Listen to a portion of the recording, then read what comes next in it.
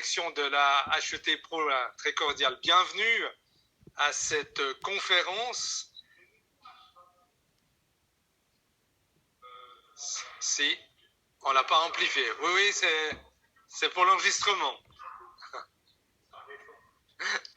Donc, je vous souhaite une cordiale bienvenue ici pour vous qui êtes en présentiel, comme on le dit aujourd'hui. Et je souhaite aussi une très cordiale bienvenue à toutes celles et ceux qui nous rejoignent par la technique, par Zoom. Je signale aussi que cette conférence sera enregistrée et que pour celles et ceux qui le désirent, l'enregistrement sera bien entendu disponible. Qui de mieux pour nous parler de Jésus dans la Bible et dans le Coran que Karim Areski. Né dans une famille musulmane, Karim s'est converti à la foi chrétienne à l'âge de 17 ans dans sa région natale de Kabylie en Algérie. Aujourd'hui, Karim est maître d'enseignement et de recherche en islamologie et religion comparée, ici à la HET, et il est également doctorant à l'école pratique des hautes études de la Sorbonne. Je te souhaite, chers collègues, une très cordiale bienvenue à toi aussi. Vous le savez peut-être, Karim n'est pas permanence ici, il est domicilié à Paris. Donc, on a eu la chance qu'il puisse faire le voyage malgré les différentes restrictions. Je te passe tout de suite la parole.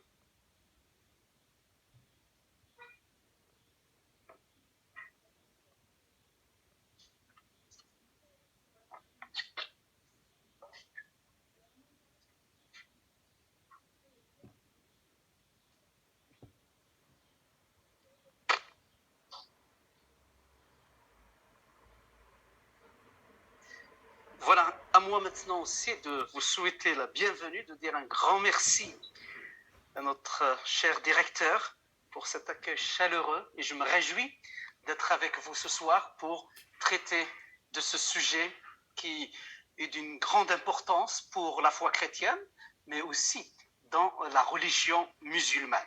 Pour introduire ce sujet, j'aimerais juste l'introduire avec un passage dans l'Évangile de Matthieu. Je vais lire à partir du chapitre 16 et je lirai les versets 13 à 17. Arrivé dans la région de Césarée de Philippe, Jésus interrogeait ses disciples au dire des hommes: qui est le Fils de l'homme? Ils dirent: pour les uns, Jean-Baptiste, pour d'autres, Élie, pour d'autres encore, Jérémie ou l'un des prophètes. Jésus leur dit: et vous, qui dites-vous que je suis? Prenant la parole, Simon-Pierre répondit: tu es le Christ, le Fils de Dieu vivant. Reprenant la parole, Jésus déclara: heureux es-tu, Simon, fils de Jonas, car ce n'est pas la chair et le sang qui t'ont révélé cela, mais mon Père qui est aux cieux. Et moi, je te le déclare, tu es Pierre, et sur cette pierre que je bâtirai mon église. Jusqu'ici, la parole de l'évangile, la lecture de l'évangile. Et vous, qui dites-vous que je suis? Demande Jésus à ses disciples. Cette question fait partie des plus importantes qu'un être humain puisse se poser dans son existence. À un moment ou à un autre, il faut se poser cette question. Pour vous, qui est Jésus? Pierre répond au nom des disciples en disant: tu es le Christ, le Fils de Dieu vivant. Cette confession, cette réponse, elle est aussi précise que concise.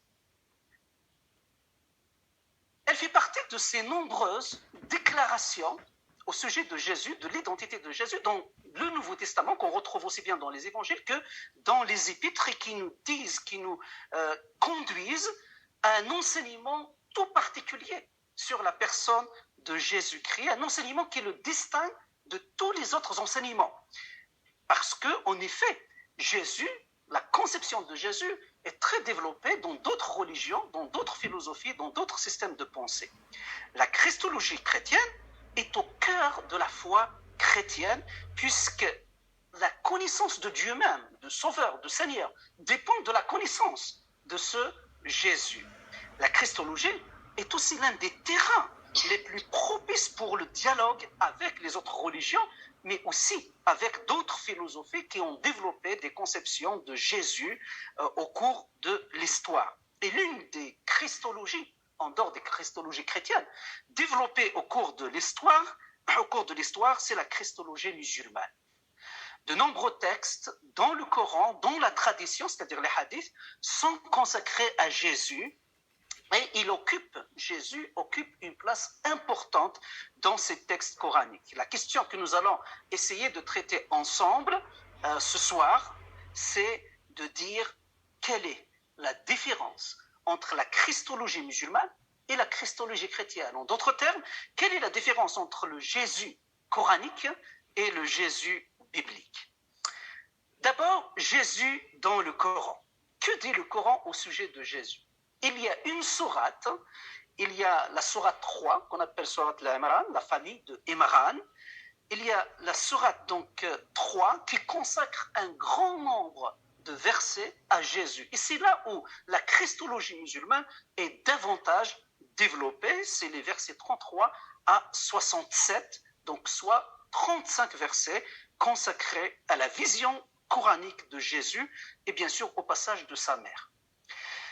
Les versets 42 de cette troisième sourate, le Coran, la sourate 3, les versets 42 à 47 de cette sourate rapportent un dialogue entre l'ange d'Allah, de Dieu, et Marie, au sujet de la conception de Jésus. Et au verset 45, ce texte dit, il parle, et les questions de Isa ibn Maryam. Isa ibn Maryam, donc la traduction, Jésus, fils de Marie.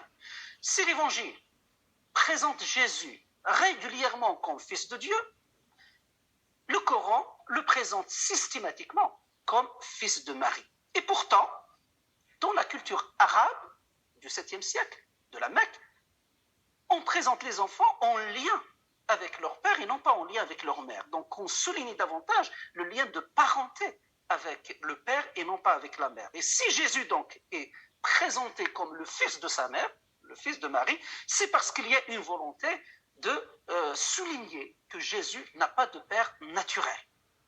Entre autres, c'était aussi pour marquer la distance avec les chrétiens qui disent que Jésus est fils de Dieu.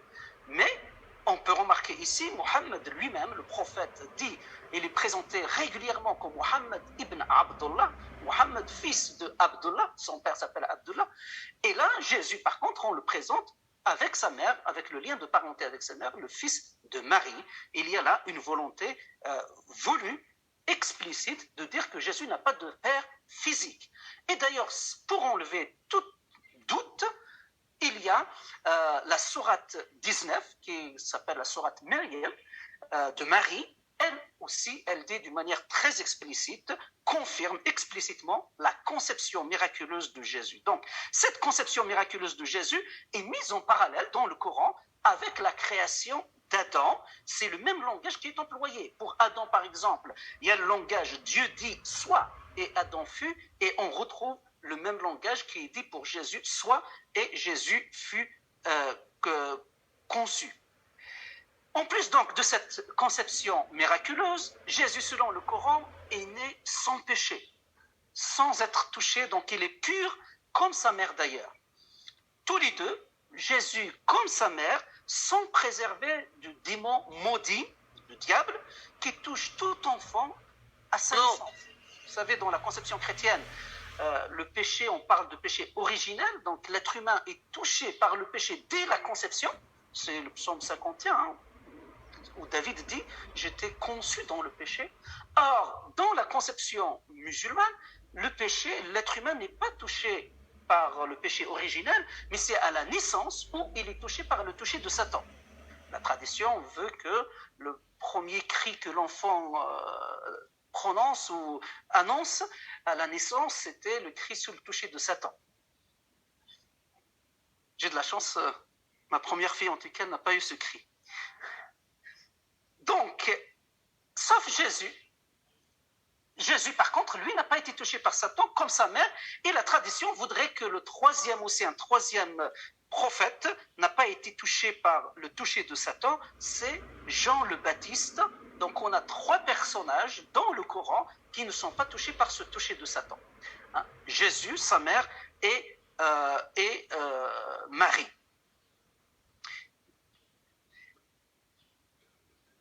Tous les prophètes dans le Coran, y compris le prophète de l'islam, donc Mohammed, sont touchés par ce toucher de Satan, par le péché, et tous ont demandé pardon à Dieu, ou Dieu leur a annoncé son pardon. Il leur a dit donc je vous ai pardonné, y compris donc Mohammed, qui est aussi dans la sourate 83, donc, où il est dit qu'il a péché, et Dieu lui a dit de ne plus agir de cette manière.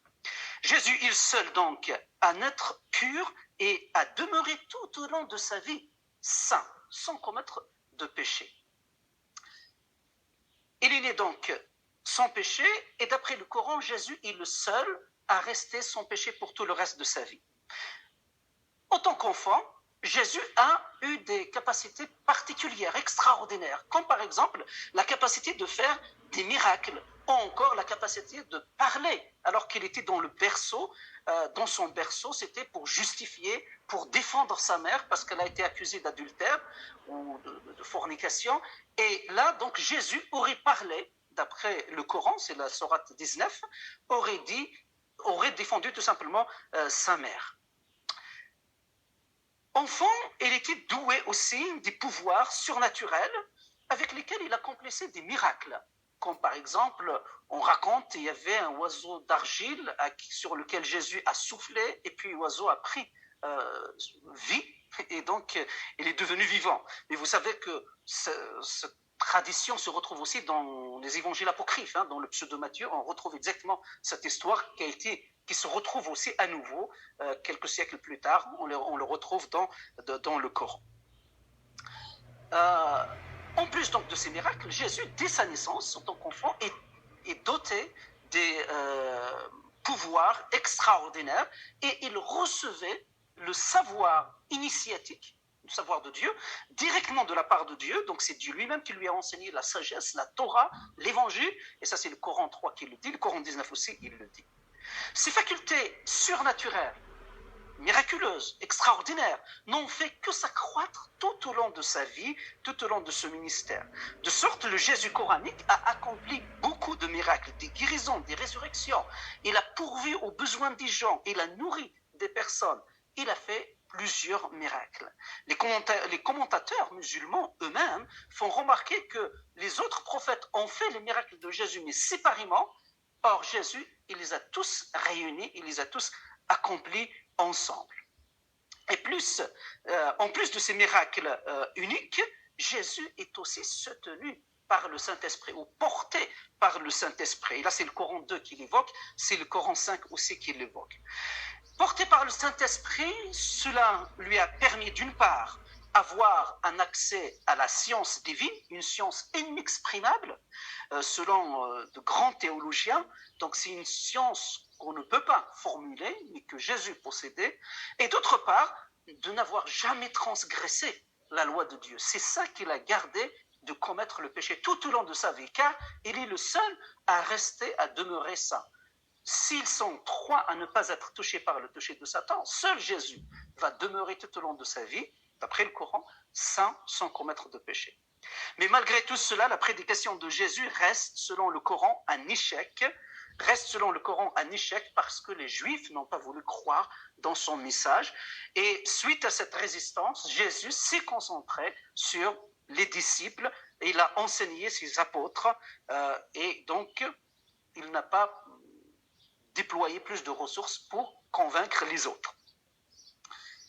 Les versets 52 à 58 de la sourate 3, j'ai choisi exprès de rester sur un seul texte principal pour des raisons aussi pédagogiques, mais après il y a des passages parallèles si vous êtes intéressés.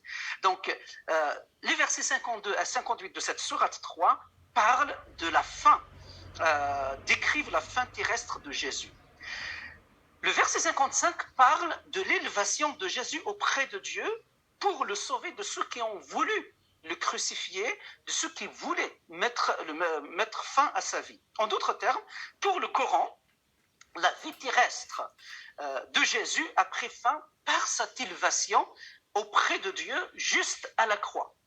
Donc, pour le Coran, Jésus n'a pas connu la crucifixion. La crucifixion, c'est fondamental, bien entendu, pour la foi chrétienne. Et le 15e chapitre de l'Épître aux Corinthiens est fondamental à cet égard. Mais pour le Coran, Jésus n'a pas été crucifié, Jésus n'est pas mort sur la croix, et les récits qui rapportent la crucifixion de Jésus dans les évangiles, pour eux, n'est que le fruit, ou ne sont que le fruit d'une illusion. Dans la sourate 4, les versets 156 à 159, le Coran dit explicitement que Dieu a mis en échec le projet des Juifs à crucifier Jésus sur la croix. Donc je répète la référence, le Coran 4, les versets 156 à 159. Pour les théologiens musulmans, Jésus prend les infidèles à leur ruse ou à leur piège. Selon l'interprétation traditionnelle musulmane, Dieu a fait croire aux Juifs qu'ils étaient en train de crucifier Jésus, mais en fait, en réalité, ils étaient en train d'exécuter quelqu'un d'autre. Le Coran n'est pas clair sur la manière dont ce tour de passe-passe est réalisé, même par Dieu, comment Dieu a libéré donc Jésus entre les mains de ceux qui voulaient le crucifier, mais il y a néanmoins 3 pistes qui sont avancées. La première, Dieu aurait livré un sosie de Jésus, qui a été crucifié par les Juifs, pensant qu'ils étaient en train de crucifier le Christ. Deuxième piste, et là on parle clairement d'une illusion, et là je fais allusion à la sourate 4 dont je viens de parler, mais aussi dans la sourate 5, le verset 117, il parle aussi de cette possibilité que Dieu a envoyé une illusion. Les gens étaient en train de crucifier quelqu'un d'autre, pensant, et ils voyaient Jésus. Or, ce n'est pas Jésus. Troisième piste qui a été annoncée, c'est de dire c'est Pierre ou Judas qui ont pris, donc l'un de ses disciples, et en particulier le nom de Pierre et de Judas ont été avancés, donc qui ont pris l'apparence de Jésus, alors que Jésus, le vrai, a été enlevé au ciel. Pour Pierre et Judas, nous connaissons quand même après la suite de leur vie. On a vu que Judas, comment il a eu la fin, Pierre, comment il a eu la fin. Si on respecte les données du Nouveau Testament, ce qui est le cas des musulmans, parce qu'ils sont appelés à respecter ce qui est écrit dans l'Évangile et les épîtres, les actes et les épîtres, là on connaît la fin de Pierre et Judas, donc il y a très peu de chances que ce soit le cas. Mais ce qu'il faut savoir, le refus de la mort de Jésus par le Coran est fondé sur une conviction théologique selon laquelle Dieu accorde toujours la victoire à ses envoyés, à ses prophètes. Pour le Coran, Dieu fait triompher ceux qui cherchent à faire triompher sa cause. Dieu l'a fait pour Noé, pour Abraham, pour Lot, pour Jonas. Il aura fait tous échapper le jugement de leur peuple. La théologie musulmane dit qu'il n'y a pas de raison que Dieu abandonne Jésus entre les mains des Juifs. De ce fait, donc, il est impossible que Jésus succombe au jugement de son peuple. Parce que jusqu'ici, Dieu a délivré toujours les prophètes du jugement de leur peuple, souvent un jugement injuste, bien entendu. Voilà donc Jésus, le fils de Marie, comment il est présenté dans le Coran et la tradition musulmane. Il est présenté comme étant conçu par le Saint-Esprit, né pur, accomplissant des miracles, enlevé au ciel, et il reviendra à la fin des temps pour le jugement final. Et là, il y a diversité d'interprétations. Vous avez que dans les 2 grandes branches de l'islam, dans le christianisme, pour dire les choses un peu caricaturellement, donc vous avez le catholicisme et le protestantisme, et dans l'islam, vous avez le sunnisme majoritaire et le chiisme. En particulier dans le chiisme, ils disent donc qu'à la fin des temps, il y a le retour du 12e imam, le Mahdi, donc qui est élevé aussi au ciel, et il reviendra, et à ses côtés, Jésus reviendra également. Et dans les textes coraniques, on parle bien sûr du retour de Jésus à la fin des temps.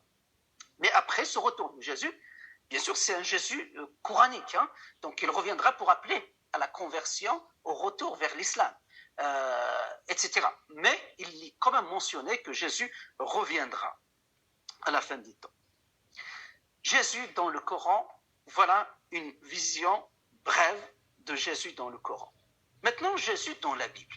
Que dit l'Écriture, pour reprendre l'expression de l'apôtre Paul dans Romains 4, au sujet de Jésus? Dès le premier chapitre de son évangile, dès les premières paroles de son évangile, Jean présente Jésus comme étant Dieu venu parmi les hommes. Au commencement était la parole, le logos, Et la parole était avec Dieu, la parole était Dieu. Et au verset 14, il dit que cette parole a été faite chair, habité parmi nous, plein de grâce et de vérité. Nous avons contemplé sa gloire, une gloire comme celle de Fils venu de Dieu, du Père. Donc ce Fils unique, venu du Père, est présenté, n'est autre que Jésus-Christ. Il sera mentionné dans le verset 17 de ce prologue. C'est aussi cette présentation de Jésus que l'apôtre Paul, va faire dans son épître aux Philippiens. En parlant de Jésus, il dit « Jésus, dont la condition était celle de Dieu, il n'a pas estimé comme une proie à arracher d'être égal avec Dieu, mais il s'est dépouillé lui-même en prenant la condition d'un serviteur, en devenant semblable aux hommes. Après s'être trouvé dans la situation d'un homme, il s'est humilié lui-même en devenant obéissant jusqu'à la mort sur la croix. C'est pourquoi Dieu aussi l'a souverainement élevé, lui a donné un nom qui est au-dessus de tout nom, afin qu'au nom de Jésus, tout genou fléchisse, et dans les cieux, sur la terre et sous la terre, et que toute langue confesse que Jésus-Christ est Seigneur à la gloire de Dieu le Père. Donc c'est Philippiens au chapitre 2, à partir du verset 16. L'évangile, comme les épîtres donc, présente Jésus comme pleinement homme et pleinement Dieu. Il a fallu un peu de temps pour l'Église, en effet, pour que l'Église parvienne à une présentation de Jésus dans un texte permettant de prendre compte de toutes les données du Nouveau Testament. C'est au concile de Chalcédoine, donc une ville de Turquie d'aujourd'hui, actuelle, près d'Istanbul. C'est en 451 qu'une déclaration sur Jésus tient compte des données de l'Évangile, de l'ensemble de l'Évangile, et qui a été acceptée par l'Église occidentale. C'est la déclaration du concile de Macédoine. Vous pouvez trouver cela sur Internet. Je fais grâce de ne pas vous lire toute cette déclaration. Mais dans cette déclaration du concile de Macédoine permet de rendre compte donc des données du Nouveau Testament sur 3 points importants et sur lesquels j'aimerais revenir. Le premier, c'est le fait que Jésus-Christ est pleinement homme. Jésus-Christ est pleinement Dieu, c'est le 2e point. Et le 3e, Jésus-Christ est une seule personne. Jésus-Christ pleinement homme d'abord. Il est pleinement homme par l'incarnation, Jésus devient homme. Alors qu'il était fils de Dieu depuis l'éternité passée, il n'y a pas un moment où il est devenu un fils. Donc, quand on parle du Père, du Fils et du Saint-Esprit, dans la conception biblique, il n'y a pas un moment où il y avait le Père, et puis il y avait le Fils, et puis il y avait le Saint-Esprit. Comme pour les êtres humains, bien sûr, avant d'être père, avant que je sois devenu père, avant que je sois père, j'étais d'abord enfant, fils, etc. Mais voilà, donc il y a une succession dans le temps. Mais dans la conception biblique, concernant les 3 personnes de la Trinité, en tout cas concernant le Père et le Fils, il n'y a pas un moment qui les sépare. Depuis l'éternité passée, le Père a existé comme Père, le Fils a existé comme Fils. Donc il n'y a pas un temps. Donc depuis l'éternité passée, depuis tout le temps, Dieu est ainsi. C'est comme ça que Dieu s'est présenté dans l'Évangile, le Dieu révélé par Jésus-Christ. Donc depuis l'éternité passée, le Dieu, le Fils a existé. Jusqu'à un moment donné dans notre histoire, au 1er siècle, quelques années avant, il a décidé donc de venir dans un corps humain, dans la nature humaine, de prendre la nature humaine, et de cette manière, par l'incarnation, il habite pleinement la nature humaine. Il devient donc un homme qui a partagé notre humanité comme n'importe quel enfant. Il est semblable à nous en tout point de vue, mis à part, bien sûr, le péché, comme le souligne l'auteur de l'Épître aux Hébreux. Il n'a pas commis de péché. Jésus, sa naissance, elle est semblable à n'importe quelle autre naissance. Sa conception était miraculeuse, ce que d'ailleurs le Coran, on va retrouver dans le Coran 7 siècles plus tard, mais sa naissance, elle est née comme n'importe quel enfant. Il est né comme tous les bébés du monde. Donc, et c'est ainsi qu'il est appelé fils d'Adam, fils de David et fils d'Abraham. Et puis Jésus a connu un développement naturel, comme tout être humain. Il a dû apprendre des choses. Jésus a dû apprendre pour savoir. Il a dû apprendre à lire. Et il a dû faire pas mal aussi, suivre des cours, de travailler sur la Torah. Ça peut encourager les étudiants. Hein. Donc, voilà, suivre l'exemple de Jésus, c'est aussi étudier sa Bible. C'est aussi étudier les textes que Dieu a laissés. Donc, il a dû apprendre les choses au fur et à mesure. et aussi apprendre un métier, travailler, et ainsi de suite. Jésus a été soumis aux mêmes lois de croissance et d'apprentissage que les autres enfants, comme le souligne d'ailleurs l'évangéliste Luc, en disant Jésus grandissait, progressait en sagesse, il se rendait toujours plus agréable à Dieu et aux hommes. Donc c'est dans Luc au chapitre 2. Jésus ensuite a connu aussi les limitations humaines, comme par exemple la faim, il a eu faim, comme la soif. Il avait demandé à la femme samaritaine de lui donner à boire, la fatigue, le sommeil, ainsi de suite. Et sur le plan spirituel, Jésus a été tenté à tous égards, comme nous, à tous égards, sans commettre de péché, c'est Hébreux 4 que je viens d'ailleurs de mentionner. Comme nous, Jésus a eu besoin d'entretenir sa relation avec Dieu, avec le Père, régulièrement, et ne pas laisser les besoins, combien nombreux en plus, le priver de ces temps de méditation, de ces temps d'étude de l'écriture et d'intercession. Face à l'épreuve, Jésus a dû mobiliser toutes ses ressources intérieures et faire appel à toute son énergie pour faire face à l'épreuve. Jésus n'a pas survolé les épreuves, bien qu'il soit Dieu. Il n'a pas survolé toutes les épreuves comme un surhomme, mais il les a assumées avec peine et douleur. Et c'est Luc au chapitre 22, verset 44, il le souligne. Jésus n'a pas reculé devant la mort de la croix. Il a été jusqu'au bout, d'après les évangiles. Il a vécu la souffrance, la passion, tout comme celle de la mort elle-même. Il a souffert de tout cela dans sa chair. Jésus est ressuscité dans un corps nouveau, à nouveau. Un corps qui est glorifié. Jésus a pris cette nature humaine avec lui pour l'éternité dans la perspective chrétienne.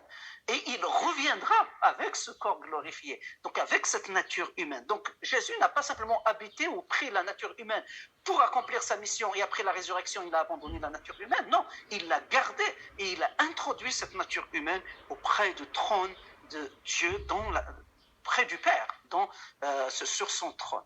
Donc de cette manière, la nature humaine de Jésus existera éternellement. Donc les données du Nouveau Testament montrent clairement que Jésus est pleinement homme depuis l'incarnation et pour l'éternité à venir. Mais à côté de l'affirmation de la nature humaine de Jésus, le Nouveau Testament affirme aussi avec force la nature divine de Jésus. Dès les premières pages du Nouveau Testament, Jésus est présenté comme étant Dieu venu parmi les hommes, d'où son nom Emmanuel. Et là, quand on lit l'évangile de Matthieu, dès le premier chapitre, au verset 23, il nous parle d'Emmanuel, qui veut dire Dieu avec nous. La divinité de Jésus est affirmée à maintes reprises dans le Nouveau Testament et de plusieurs manières. D'abord, dans le Nouveau Testament, Jésus est présenté comme étant existant depuis l'éternité. J'ai lu avec vous les premiers passages de l'évangile de Jean. Et c'est cette parole qui était dès le commencement, ce logos qui était dès le commencement, qui est venu parmi nous. Ensuite, Jésus porte les noms divins dans le Nouveau Testament. Et je mentionnerai 3 d'entre eux. Le nom de Dieu. Le nom de Dieu est porté, est appliqué à Jésus. Souvent, nos amis musulmans disent que Jésus n'a jamais dit « je suis Dieu » dans l'évangile. C'est vrai que l'expression « je suis Dieu » ne se trouve pas dans l'évangile. Mais ce n'est pas parce que cette expression ne se trouve pas que Jésus n'a jamais dit qu'il est Dieu. Et c'est ce que je vais essayer de montrer. D'abord, le nom de Dieu est appliqué à Jésus.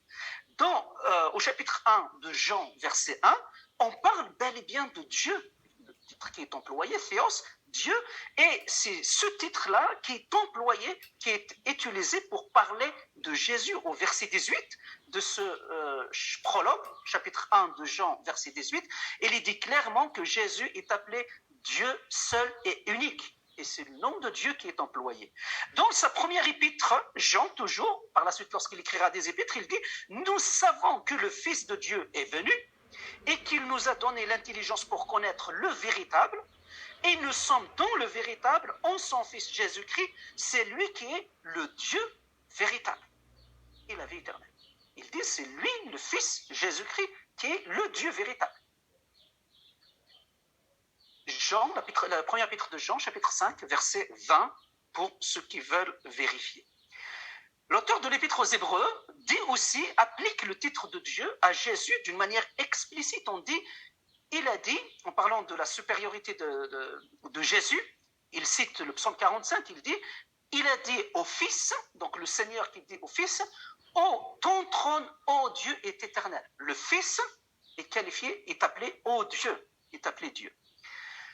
Certes, on ne trouve pas l'expression je suis Dieu, je suis Dieu dans la bouche de Jésus, mais cela ne veut pas dire que Jésus ne se présente pas comme Dieu. Lorsque Thomas dit à Jésus, mon Seigneur et mon Dieu, là on est dans Jean chapitre 20, verset 28. Lorsque Thomas dit à Jésus, mon Seigneur et mon Dieu, Jésus ne lui a pas répondu, mais Thomas, tu t'es trompé, qu'est-ce que tu es en train de dire? Et pourtant, Jésus l'a fait pour Pierre. Je vous ai lu dans la lecture introductive, je n'ai pas été jusqu'au bout, juste quelques versets après, Jésus dit à Pierre, puisque tu as compris que je suis le Messie, le Fils de Dieu vivant, eh bien je t'annonce que je vais aller à la croix, je vais être crucifié. Et là Pierre lui a dit, mais pas question, je vais construire des tentes, pour parler un peu langage courant, je vais vous construire un bon hôtel ici, très bonne chambre, mais tu vas pas y aller à la croix. Et Jésus, bien sûr, lui a dit, arrière de moi, Satan. Il vient juste lui dire, tu es heureux, c'est le Père qui t'a révélé cela. On est dans Matthieu 16. Hein, et quelques versets après, parce qu'il s'est trompé sur la mission de Jésus, Jésus n'a pas hésité à lui dire, arrière de moi, Satan. Si Thomas, lorsqu'il avait dit, mon Seigneur et mon Dieu, s'est trompé, Jésus l'aurait traité de Satan. Arrière de moi, Satan. Mais qu'est-ce que Jésus dit à Thomas? Heureux ceux qui n'ont pas vu et qui ont cru. En d'autres termes, heureux les gens qui vont arriver à la même conclusion que toi, me dire mon Seigneur et mon Dieu, sans me voir physiquement. Jésus donc attend de ses disciples, sans le voir, de croire qu'il est le Seigneur, qu'il est Dieu lui-même. Il y a d'autres textes dans le Nouveau Testament qui sont appliqués où Jésus est appelé Dieu. Dans Actes chapitre 20, 28, Paul parle dans son discours aux chrétiens d'Éphèse en disant « l'Église que Dieu s'est acquise ». Il ne parle pas de Dieu le Père, il parle de Dieu le Fils. Parce que c'est Dieu le Fils qui a donné sa vie à la croix, dans la perspective chrétienne, pour gagner l'Église. Ce n'est pas le Père qui est mort à la croix, mais c'est le Fils qui est mort à la croix, et c'est au travers du Fils, c'est le Fils qui bâtit l'Église. Il lui dit donc que l'Église que Dieu s'est acquise. Ou encore, toujours l'apôtre Paul, dans l'Épître aux Romains, au chapitre 9, il dit, en parlant donc des patriarches, il déclare que le Christ était su dans son humanité, selon donc les patriarches, en disant, il est aussi au-dessus de tout, Dieu béni pour toujours. Il appelle Dieu béni pour toujours. Romains, chapitre 9, verset 5. Encore toujours sous la plume de l'apôtre Paul et dans l'épître aux Tites, au chapitre 2, verset 13, Paul il dit « Notre grand Dieu est sauveur ». Et là, il emploie le même article, donc il ne parle pas de Dieu et du sauveur, comme s'il parlerait du Père et du Fils. Non, il parle le même article qu'il emploie, donc on parle bien du même personnage, on parle de notre Dieu sauveur, Jésus-Christ.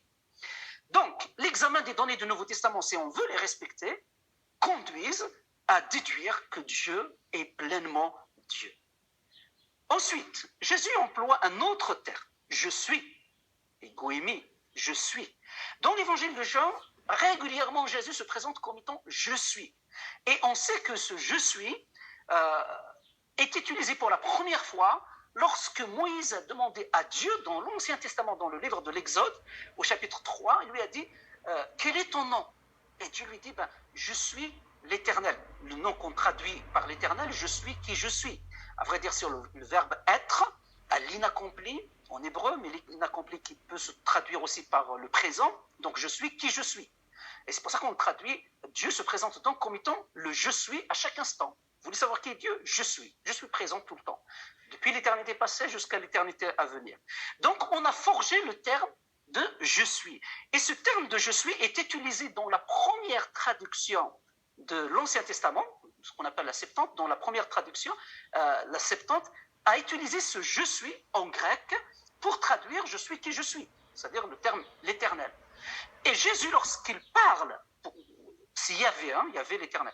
Lorsque Jésus parle, donc lorsqu'il se présente face aux Juifs, il dit, je suis. Il reprend exactement le même terme. Je suis Yahvé. Le Yahvé qui a fait tant de bonnes choses, libérer le peuple d'Israël de l'Exode, conduit le peuple d'Israël dans la terre de Canaan, et ensuite le retour de l'Exode, tout cela, Jésus il dit, je suis. Tout cet temps, quand on lit l'Ancien Testament, et quand on arrive au Nouveau Testament, ça c'est l'avantage des traductions qui ont traduit je suis, qui ont gardé le nom de Seigneur dans l'Ancien Testament et dans le Nouveau Testament, pour l'éternel. Parce que quand on lit dans l'Ancien Testament, le Seigneur, le Seigneur, le Seigneur, et dans le Nouveau Testament, c'est exactement toujours le Seigneur. Jésus se présente en disant, je suis ce Seigneur.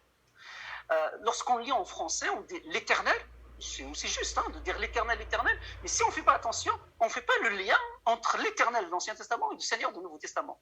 Or, si on veut respecter la logique, c'est exactement, on parle du même personnage, c'est Jésus qui se présente comme étant le je suis du Nouveau Testament. Pour ceux qui est le Seigneur du Nouveau Testament, comme pour ceux qui ne l'auraient pas compris, Jésus aussi, il y a le nom de Seigneur qui est employé pour parler de Jésus. Le nom de Seigneur souvent évoque le Seigneur de l'Ancien Testament qui a agi. Donc, tout cela montre, tous ces titres divins sont employés pour Jésus. Si Jésus n'était pas Dieu, il n'aurait jamais été traité de cette manière. Il y avait des grands prophètes, des grands hommes dans l'Ancien Testament. Bien sûr, j'ai parlé de Moïse, mais il y avait Élie, il y avait Isaïe, des hommes extraordinaires. Mais ils n'ont jamais porté le titre de Dieu. Ces titres qui sont réservés à Dieu. Seul Jésus reprend ces titres. Jésus porte aussi les attributs, les qualités divines. Jésus il dit, je suis avec vous tous les jours. C'est l'omniprésence de Dieu. Or, il n'y a que Dieu qui peut être présent partout. C'est dans Matthieu 28. La toute-puissance, il dit, j'ai tout pouvoir. Qui peut avoir tout le pouvoir si ce n'est Dieu? Encore l'omniscience, qu'il sait toutes choses. Qui peut savoir toutes choses si ce n'est Dieu, dans la perspective chrétienne. Enfin, Jésus aussi a accompli des œuvres divines que Dieu seul peut accomplir. Comme par exemple, il est dit qu'il a participé à la création. Jean 1, Colossiens 1, Hébreux 1, qui nous disent très clairement que Jésus a contribué à la création, qu'il pardonne les péchés. C'est Jésus qui pardonne les péchés. Qui peut pardonner les péchés sinon Dieu lui-même? Et d'ailleurs, c'est le reproche qui lui a été fait par les Juifs. Mais parce qu'en effet, il est Dieu, qu'il peut pardonner les péchés. Et il reçoit l'adoration, y compris l'adoration des anges. Hébreux 1, et qui peut recevoir l'adoration dans la perspective chrétienne, biblique? Tu n'adoreras aucun autre Dieu, sinon le Seigneur. Mais comme Jésus est Dieu, c'est normal qu'il reçoive l'adoration. Toutes ces affirmations du Nouveau Testament donc montrent bien que Jésus est plus qu'un homme, plus qu'un prophète. Il est celui en qui habite corporellement toute la plénitude de la divinité, pour reprendre Colossiens 2. Pour conclure sur les données du Nouveau Testament, Jésus donc est présenté comme étant pleinement Dieu, pleinement homme. Il possède ces deux natures pleinement. Et en même temps, Jésus est une seule personne. On n'a pas affaire à deux personnes différentes. On n'a pas affaire à deux personnages différents. C'est la même personne. Lorsque Jésus parle de lui, il n'emploie pas nous, mais il parle je. Il dit je. Il est une seule personne qui possède la nature divine et la nature humaine. Et ces deux natures ne se confondent pas en lui, elles ne se mélangent pas, mais elles sont unies harmonieusement. Certes, ce n'est pas facile de concilier cela dans notre esprit. Une seule personne de nature, c'est du jamais vu. Parce que nous avons tous une personne de nature.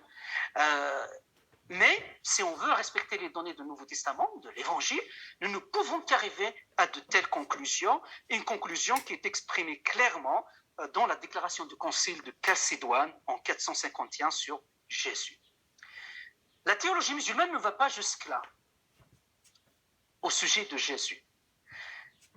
Néanmoins, Jésus bénéficie d'un statut tout particulier dans la conception musulmane. Un statut spécial qui dépasse le statut de tous les autres prophètes, y compris le statut de Mohammed. En effet, le Coran attribue des titres à Jésus qui sont uniques. Et parmi ces titres, je ne vais pas les citer tous, mais je vais m'arrêter uniquement sur Jésus comme parole de Dieu. Jésus est appelé aussi esprit de Dieu, etc. Mais je m'arrêterai juste sur Jésus, parole de Dieu. À 3 reprises, dans le Coran, Jésus est qualifié de parole de Dieu et le terme qui est employé, c'est vraiment le terme de kalima, mais dans le sens de logos, à la manière de logos de l'évangile de Jean. Donc la parole de l'évangile de Jean. La première fois, c'est dans le Coran 3, les versets 38 à 39. Voilà, là vous avez toutes les références. Donc la première fois, c'est lorsque les anges annoncent à Zacharie la naissance de son fils, Jean, Yahya, qui sera confirmateur de qui? De la parole de Dieu. Donc, il lui annonce la naissance de Jean en disant, Jean, son ministère, il va confirmer la parole de Dieu. le logos de Dieu. Ensuite, la deuxième fois, c'est toujours dans la même sourate, mais au verset 45, que cette déclaration de parole de Dieu revient. Et enfin, dans la sourate 4, le verset 171, où Jésus est qualifié de parole de Dieu. Le titre de parole de Dieu est attribué à Jésus lorsque justement ils refusent aux chrétiens, ils disent, mais pourquoi vous dites que Jésus est fils de Allah alors qu'il est la parole de Dieu? Donc, chapitre 4, enfin, la sourate 4, verset 171. Ce titre de parole de Dieu dans le Coran, donc, est utilisé exclusivement pour Jésus. Aucun prophète dans le Coran ne porte ce titre, n'a bénéficié de ce privilège de parole de Dieu.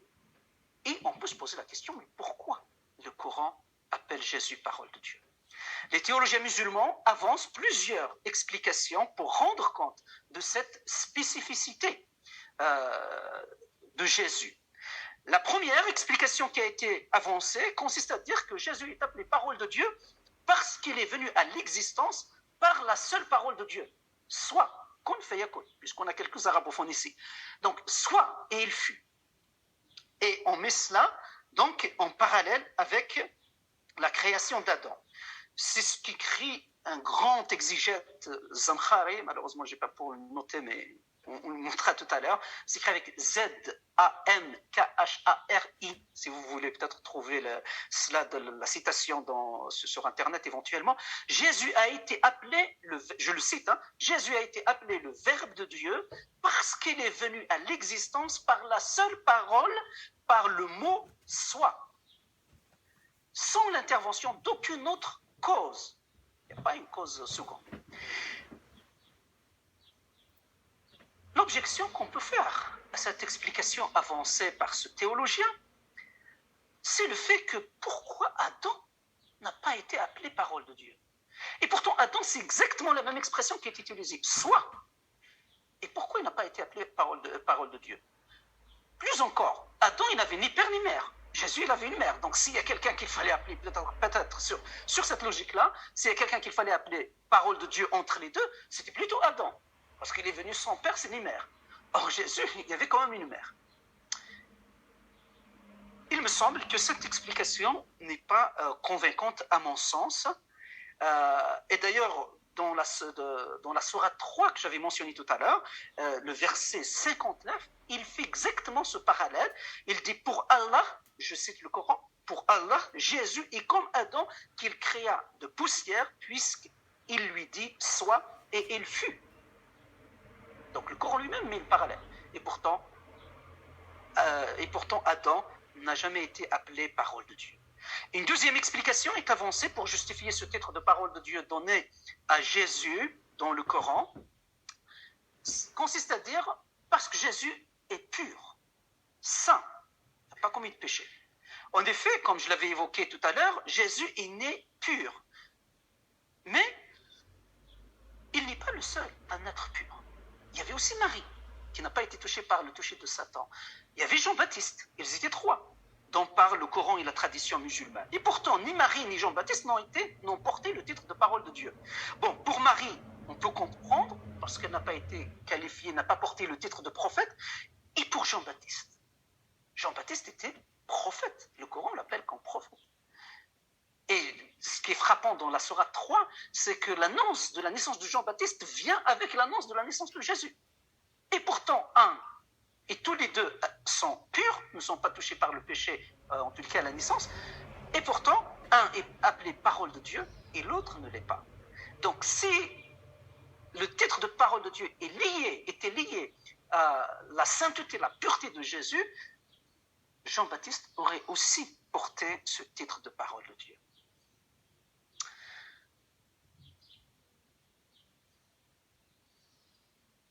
Une dernière explication est avancée pour justifier le fait que Jésus soit appelé parole de Dieu et le fait que Jésus connaît parfaitement la parole de Dieu, intimement la parole de Dieu. Il dit que Jésus avait atteint... juste avant d'aborder ce point, juste sur la sainteté. Après, les théologiens musulmans disent en fait, on ne parle pas de la sainteté à la naissance, mais la sainteté acquise jusqu'à la fin de la vie de Jésus. Or, le qualificatif de parole de Dieu, dans les 3 références, Jésus déclarait parole de Dieu, non pas à la fin de sa vie, mais au début de sa vie, même avant, à vrai dire, la conception, dans l'annonciation. Voilà, donc elle n'est pas aussi convaincante, je pense que les théologiens musulmans se sont rendus compte d'ailleurs. C'est la raison pour laquelle ils avancent une 3e piste qui consiste à dire parce qu'il connaît intimement, parfaitement la parole de Dieu. Et ça, c'est un grand théologien exégète musulman, il s'appelle Ar-Razi, donc R-A-Z-I, qui a vécu au XIIIe siècle, enfin 12e, 13e siècle. Il écrit « Jésus avait atteint, je le cite, Jésus avait atteint dans la connaissance de la parole de Dieu le degré le plus haut, qu'il a été la cause, la pleine manifestation de la parole divine. » Donc il la connaît parfaitement, qu'il est devenu parole divine. Il a encore, Razi parle d'une parole, d'une connaissance de parole de Dieu que Jésus allait avoir au cours de son ministère vers la fin de sa vie. Or, Jésus est appelé parole de Dieu avant même sa naissance, avant même sa conception. Dans la conception musulmane, la parole de Dieu a toujours existé auprès de Dieu. Elle a toujours existé auprès de Dieu et que Dieu a révélé au fur et à mesure dans l'histoire. Il a révélé la Torah à Moïse, il a révélé les psaumes à David, il a révélé l'évangile à Jésus et le Coran à Mohammed. Quand on parle des psaumes, de la Torah et les psaumes, c'est pour indiquer l'ensemble de l'Ancien Testament. Quand on parle de l'évangile, pour indiquer l'ensemble du Nouveau Testament. Donc, dans la conception musulmane, la parole de Dieu, elle a existé auprès de Dieu depuis toujours, et Dieu l'a révélé, donc la Torah, les psaumes, l'évangile, et puis le Coran. Donc, dans la conception, dans cette conception, Jésus, quand on parle de Jésus comme parole de Dieu, on fait allusion à cette présence depuis l'éternité auprès de Dieu. À mon sens,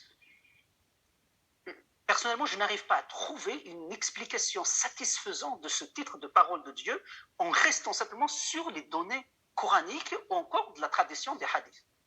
Mais par contre, je crois que cette conception de parole de Dieu qui est venue à l'existence peut avoir son origine dans le prologue de Jean que j'ai lu au début.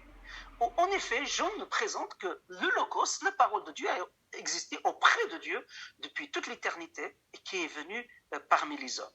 Et je crois vraiment que c'est ainsi qu'on peut comprendre cette conception dans l'islam, ce titre qu'on trouve dans le Coran, mais dont les données coraniques, les données musulmanes ne permettent pas de rendre compte pleinement de la portée de cette parole, mais que l'évangile de Jean permet de comprendre parfaitement. Par contre, ça va poser une autre difficulté. Dans la conception chrétienne, avoir la parole, le logos qui a préexisté auprès de Dieu depuis toute l'éternité, dans la conception de Dieu trinitaire, ne pose aucun problème, mais dans la conception d'un Dieu unitaire, où il n'y a pas de place pour la Trinité, donc Dieu, une personne, une nature, là par contre, ça pose une vraie difficulté sur le monothéisme pur dont se réclame la religion musulmane. Bien sûr, il y a des monothéismes trinitaires, comme celui de l'Évangile. Pour terminer, j'aimerais souligner la différence fondamentale entre le Jésus biblique et le Jésus coranique. Pour l'islam, la religion musulmane, le Coran principalement, Jésus restera toujours une créature de Dieu, bien qu'il soit un être unique depuis sa conception jusqu'au son dernier jour terrestre. Il reste un être unique. Malgré cette place extraordinaire accordée par le Coran à Jésus, celui-ci demeure homme et uniquement homme. Quant à l'Évangile, Jésus est pleinement homme, mais aussi pleinement Dieu. Jésus est pleinement homme pour représenter l'être humain devant Dieu, car seul un homme peut prendre la place d'un homme et le représenter devant Dieu. C'est pour cela que l'apôtre Paul dit de Jésus-Christ, il parle de Jésus-Christ homme comme étant le seul médiateur entre Dieu et les hommes. Donc 1 Timothée au chapitre 2, le verset 5, il dit en effet, il y a un seul Dieu, mais aussi il y a un seul médiateur entre Dieu et les hommes, un homme, Jésus-Christ. c'est lui qui s'est livré lui-même en rançon pour tous.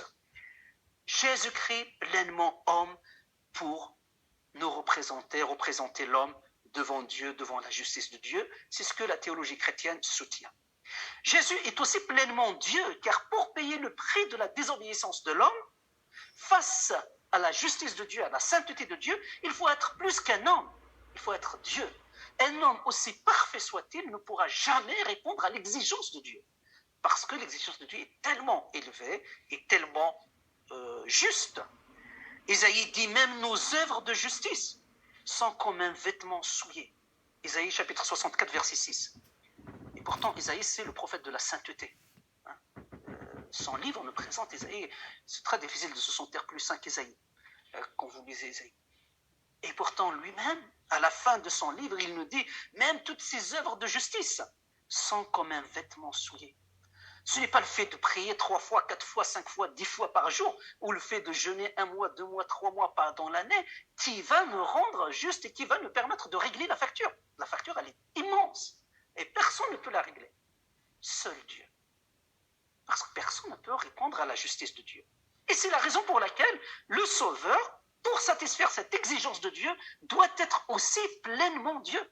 Sinon, il ne pourrait pas la satisfaire. C'est pourquoi Jésus est pleinement Dieu, pleinement homme. C'est la raison pour laquelle il est notre Sauveur. Pour ceux qui le reconnaissent comme tel, comme pleinement Dieu, pleinement homme, il peut être votre Sauveur. Jésus, ce n'est pas le Père qui est notre Sauveur. Ce n'est pas le Saint-Esprit qui est notre Sauveur. C'est Jésus. C'est Jésus qui est mort à la croix pour sauver l'homme pécheur. Parce que c'est à la croix que la justice de Dieu a été satisfaite. Et satisfaite par qui? Par l'homme qui représente la nouvelle humanité. Si Adam a conduit la première humanité dans le péché et la désobéissance, le second Adam, comme il est appelé dans le Nouveau Testament, Jésus, dans l'Épître aux Romains, Jésus est appelé, donc le second Adam, lui, à la croix, il a satisfait la justice de Dieu.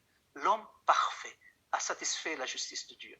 Et désormais, tous ceux qui acceptent de faire de lui leur sauveur seront sauvés, parce qu'ils trouveront en Jésus l'homme qui les représente, le nouveau représentant, le nouveau Adam, et ils trouveront en Jésus le Dieu qui les justifie. Voilà pourquoi dans l'Évangile, nous avons une conception unique de sauveur de Jésus, pleinement Dieu, pleinement homme. Autrement, il ne pourrait pas nous sauver. C'est le Jésus biblique. Contrairement au Jésus coranique, qui reste un homme extraordinaire, même s'il est extraordinaire, il ne peut pas sauver. L'homme, Jésus coranique, reste un homme.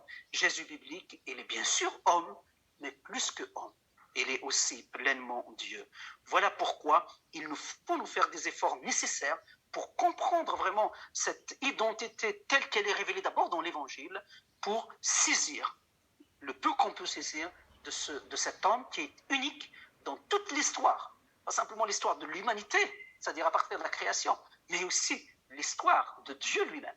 Depuis toute l'éternité, il était Fils Dieu, et à la création, à l'incarnation, il prend la nature humaine pour nous sauver. Voilà donc la différence principale, fondamentale entre le Jésus biblique et le Jésus coranique. Voilà aussi, je dirais, la raison fondamentale pour laquelle Jésus biblique, le Jésus biblique peut sauver, mais pas le Jésus coranique. Merci pour votre attention.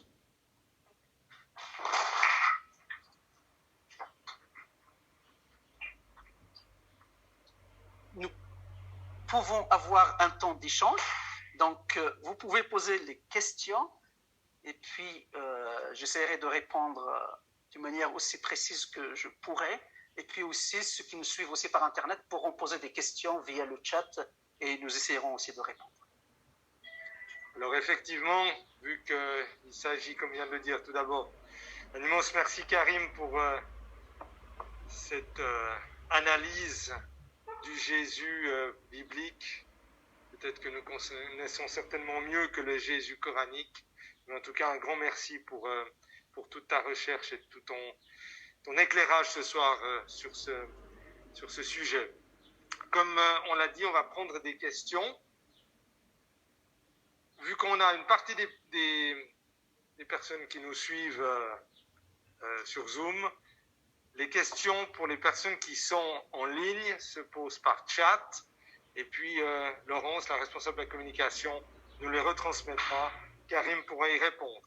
Et pour les personnes qui sont ici dans la salle, vous me faites un signe, je vous annoncerai ce micro qui va effectivement pas amplifier grand-chose dans la salle, mais qui permettra aux personnes qui sont en ligne d'entendre également votre question. Voilà. Alors, on a une question ici dans la salle.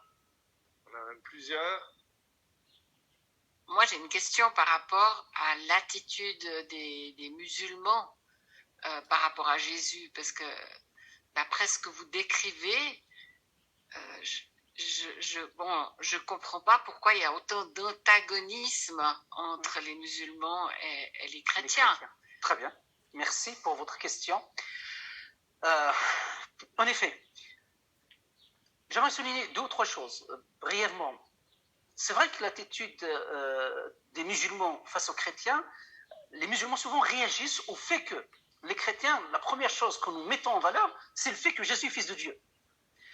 Le fait que Jésus est Dieu. Et c'est vrai que cela, ils réagissent très fortement. Pour la simple raison, c'est qu'il y a une sourate, c'est la sourate 112, qui est petite, mais qui dit que Dieu n'a pas engendré, il n'est pas engendré, il n'a pas engendré. Mais cette sourate, si on veut replacer les choses dans leur contexte, est utilisée dans le temps de Mohammed, au début, contre les Mécois qui adoraient 3 divinités, qui parlaient des filles de Allah, Allat, Al-Uzza, Al-Munna, qui sont mentionnées dans le Coran, la sourate 53. Donc, contre ce polythéisme, il y a ce texte du Coran, il dit que Dieu n'a pas, Dieu est un, dit que Dieu est un, qu'il est indivisible, il n'a pas engendré, il n'est pas engendré, etc. Donc, ce texte est employé contre cela. Qu'est-ce qui me permet de dire qu'il est employé contre cette idolâtrie? Ce qui me permet de le dire, c'est le fait que lorsqu'il dit Dieu est un, je vous le dis en arabe, vous allez comprendre tout de suite que c'est une reprise de texte d'hébreu et que Jésus lui-même cite. Il dit Allahu Ahad, Dieu un. Et le terme Allahu Ahad, c'est une reprise de Shema Israël Adonai Eloheinu Adonai Echad. Donc on parle de Dieu Echad. Ahad, Echad, c'est exactement la même racine. Et Jésus reprend cela lorsqu'il dit tu aimeras le Seigneur ton Dieu selon l'évangile de Marc. Lorsqu'il répond à cette question, avant de répondre à cette question, il dit clairement écoute Israël, le Seigneur notre Dieu, le Seigneur est un. Donc pour Jésus, Deutéronome qui dit le Seigneur est un, il parle de la nature divine qui est un. Et là, Jésus dit exactement la même chose. Et le Coran reprend exactement cette même affirmation. Donc, initialement, on n'est pas utilisé contre les chrétiens. Donc, contre ce polythéisme qui se trouvait à la Mecque. Mais à la fin de la vie du ministère de Mohammed, en particulier lorsqu'il est revenu vers la Mecque, il s'attendait à ce que les chrétiens et les juifs reconnaissent l'autorité scripturaire de son message. Les juifs et les chrétiens n'ont pas voulu le faire. Et à partir de là, il y a eu aussi d'autres textes où ils traitent cette fois-ci les chrétiens et les juifs de polythéistes. Enfin, à vrai dire, pas de polythéistes, des associateurs, mushrikoun. Et là, on retrouve cela dans la sourate 9, par exemple, etc. Dans certains sourates où ils parlent de l'associationnisme. Mais les musulmans aujourd'hui, c'est la sourate 112 qu'ils utilisent. Or, cette sourate, initialement, elle n'est pas utilisée pour contrer la trinité chrétienne. Ça, c'est la première chose.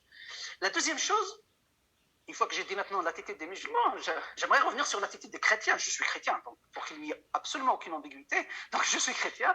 Et notre attitude parfois nous sommes un peu gênés du fait que les musulmans nous disent « Écoutez, Jésus, c'est juste un prophète ».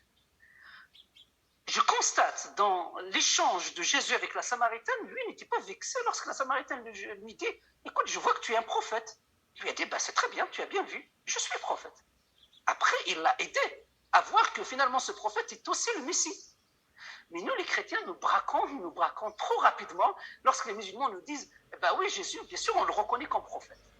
Au lieu de prendre cela comme un acquis, comme une première étape, pour l'aider aussi à voir si cela lui sera donné, de comprendre que Jésus est plus qu'un prophète. Souvent, notre attitude, l'attitude de la plupart des chrétiens, en tout cas de ce que je connais, peut-être pas vous, mais de ce que je connais, c'est que les chrétiens se braquent.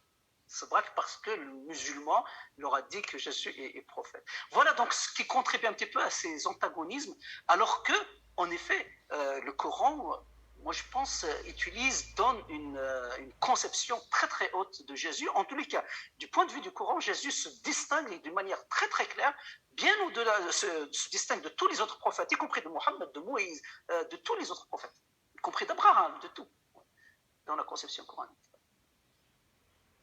Merci. Donc, il y avait une question déjà juste derrière vous. Vous avez une question. Hein. Après, je reviendrai. Merci beaucoup. Vous avez parlé des sunnites qui parlent que le Christ reviendra. Et puis, les chiites, ils pensent la même chose. Et puis, est-ce qu'il y a une grande différence théologique entre ces deux mouvements? Oui, très bien. Merci beaucoup. Les deux disent que Jésus va revenir. Donc, ce qui est acquis dans les deux bases, c'est de dire que Jésus va revenir. Même les sunnites disent qu'il va revenir avec le 12e imam chiite.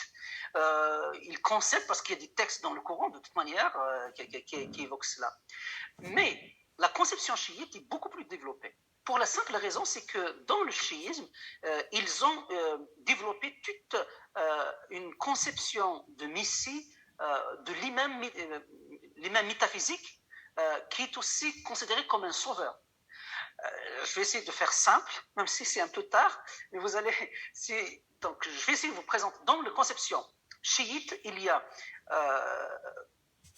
un principe, toute réalité, aussi anodine soit-elle, des plus grandes, a un côté manifeste et un côté révélé. Donc, Dieu a un côté manifeste, oui, révélé, ou un côté caché, ésotérique et exotérique. Donc, il a un côté qui est caché, un côté révélé. Le côté révélé de Dieu, qui peut être connu, est révélé dans l'imam métaphysique. Cet imam métaphysique qui a existé donc avant les imams historiques. Et cet imam métaphysique s'est manifesté dans la vie des imams historiques. À commencer par Ali, le premier imam, jusqu'au 12e imam, le Mahdi, qui lui-même est entré dans l'occultation majeure en 940. Donc l'occultation majeure, donc à un moment donné, il leur a dit, lorsqu'il a envoyé la 4e lettre, alors qu'il avait encore à peu près 70 ans en âge, il leur a dit, je ne vais plus me manifester jusqu'à la fin du temps, la fin du monde. Et donc dans la théologie chiite, ce qu'on a développé, c'est que ce imam, il continue toujours à exister, et à la fin des temps, lors du jugement, il se manifestera avec le Christ comme Messie, avec les aspects de Messie, tous les deux, pour la bataille finale, pour que le mal triomphe définitivement, pour que le bien triomphe définitivement du mal, et instaurer un règne où le bien règne éternellement. Donc, il y a cette attente vraiment de sauveur. Elle est beaucoup plus forte dans le chiisme, mais elle est aussi présente dans le sunnisme. On va prendre encore une question ici dans la salle et ensuite on prendra quelques questions par chat. Quand vous avez parlé des explications théologiques de la parole de Dieu, de Jésus, parole de Dieu dans l'islam, vous avez dit que Jésus est venu à l'existence par la seule parole de Dieu, comme Adam. Mais alors pourquoi l'ange a été voir Marie? Elle lui a annoncé qu'elle allait porter Jésus et... Oui, tout à fait. Mais la déclaration, c'est dans la sourate 3, où oui. Ils font un parallèle avec Adam, il est venu avec une parole, donc, parce que Dieu aussi s'est servi de l'argile pour créer Adam. Oui. Mais ça, c'est pas... L'essentiel, c'est Dieu qui a dit « soit » et il fut. Et ils disent que pour Marie aussi, lorsque l'ange est venu, bien sûr, il s'est servi de Marie, mais c'est pas un homme, c'est pas par l'intermédiaire d'un homme, c'est Marie, et Marie, elle était porteuse de cette parole de Dieu qui a donné naissance.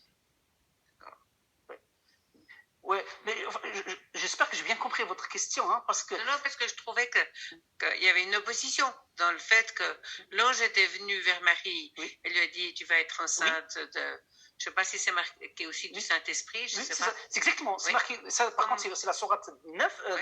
la sourate 19. C'est vraiment presque une reprise mot à mot de l'évangile de Luc, hein, de l'annonciation de l'évangile de Luc. Voilà, justement.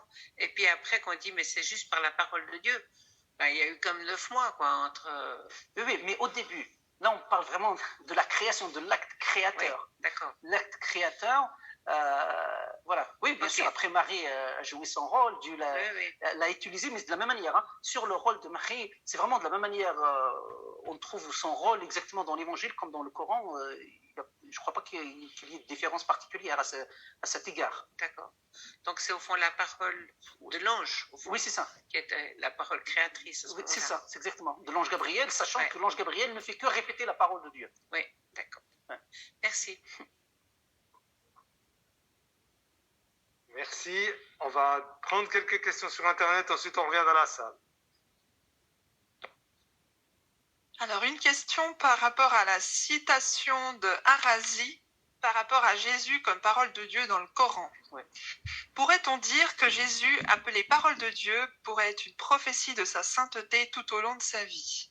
Est-ce que la prophétie, comme nous l'entendons dans le christianisme, est aussi admise dans l'islam? Très bien, merci beaucoup. Je croyais avoir essayé de répondre un petit peu à cette question sur la sainteté. C'est ce que les théologiens avançaient. Le problème, c'est que le titre de parole de Dieu, Jésus ne l'a pas reçu à la fin de sa vie. Ce n'est pas à la fin de sa vie, c'est lorsqu'on annonçait qu'il allait, enfin même à l'annonciation, ce n'est même pas à la conception, que Jésus est qualifié de parole de Dieu. Donc c'est pour cette raison que la sainteté acquise, je crois qu'elle ne justifie pas le fait que Jésus est appelé parole de Dieu dans le Coran. C'est ce que disent les théologiens musulmans. Moi, très franchement, je ne suis pas très convaincu.